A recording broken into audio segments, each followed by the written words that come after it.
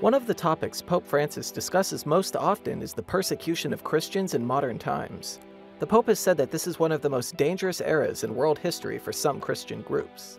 Io vi dico, oggi ci sono più martiri che nei primi tempi della Chiesa. And the Pope isn't exaggerating. The United States Commission on International Religious Freedom recently released a report that describes violations of religious freedom in more than 30 countries throughout the world. The chair of the commission said that Christians are facing some of the worst persecution in the history of the religion.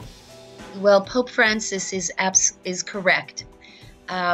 We are witnessing levels of persecution of the ancient Christian communities of the Middle East at levels that are something we have not seen.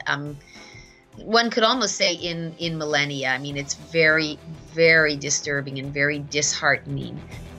Non-state actors like Boko Haram or ISIS threaten Christians in the most visible way, but governments can also harm certain religious groups. Blasphemy laws in countries like Pakistan, Indonesia, Egypt, Iran, and Saudi Arabia are an especially bad problem for believers and non-believers alike.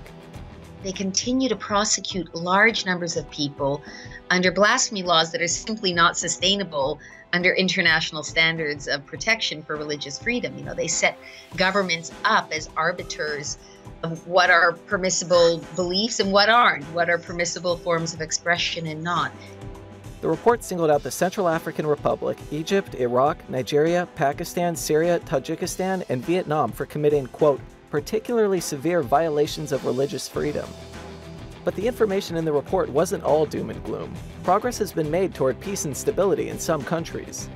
I do want to point out a couple of positive developments. We have also seen, literally in the last, couple of weeks, the Nigerian military successfully rescuing hundreds of captive women from Boko Haram. She also pointed to Sri Lanka and Cyprus as places that have improved after recently struggling with violence and war, which often endangers religious freedom. The Bipartisan Commission has released the annual report since 1998. In addition to describing the religious freedom violations, the lengthy report also offers specific recommendations and an assessment of what the United States can do to better promote religious freedom.